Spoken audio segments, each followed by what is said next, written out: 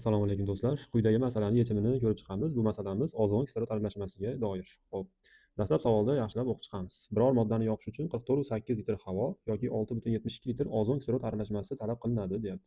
Ozon kislorod aralashmasidagi gazlarning hajmiy ulushini aniqlang, deyapti. Xo'p, demak, biz birinchi yozib olishimiz kerak. Havo va ozon kislorod aralashmasi ishlatiladi biror moddani yoqish uchun, deyapti. Demak, havodan 44,8 litr sarflanadi, ozon kislorod aralashmasidan 6,72 litr sarflanadi, deyapti.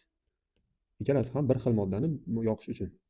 Endi biz bilamizki, havoning tarkibi kislorod bilan azotdan tashkil topgan. Xo'p, havoning tarkibida kislorodimiz foizi 20% hajmiy jihatdan, azotimiz 80%. Xo'p, bizga azot kerak bo'lmaydi. Nima sababdan? Chunki moddalar kislorodda yonadi. Shu sababli biz 44,8 litrni ichidan kislorodni ajratib olishimiz kerak. Ya'ni 44,8 litr havoyimiz 100%, 20% qancha qilsak kislorodimiz kelib chiqadi.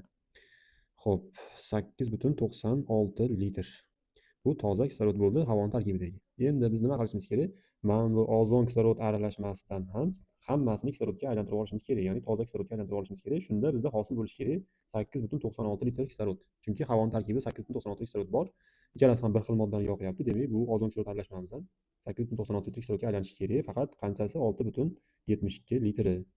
Endi qarasalar farqimiz kelib chiqyapti 2,24 litrga. Hop, bu farq nimani hisobiga kelib chiqadi desak, mana bu ozonimizni ozonator orqali o'tkazganimizda kislorodga aylanishini hisobiga kelib chiqadi. Ya'ni 2 mol ozondan 3 mol kislorod hosil bo'ladi. 2 molidan 3 mol. Hop, farqimiz kelib chiqyapti shunda 1 ga. Bizda farqimiz 2,24 ga bo'ldi. 2,24 bo'lganda ozonimiz qancha desak, 44,48 litr bo'lyapti. Xo'p, endi demak bizda ozonimiz 4,48 litr bo'ladigan bo'lsa, o'zi jami aralashmamiz 6,72 litr bo'ladigan bo'lsa, ayirib oladigan bo'lsa 2,24 litr bu ozon kislorod aralashmasida kislorodga qolyapti. Endi shu gazlarning hajmini shundan topib qo'yamiz. Ya'ni 6,72 litr ozon kislorod aralashmamiz 100%. Buning ichida 4,48 litr ozon bor, 2,24 litr kislorod bor.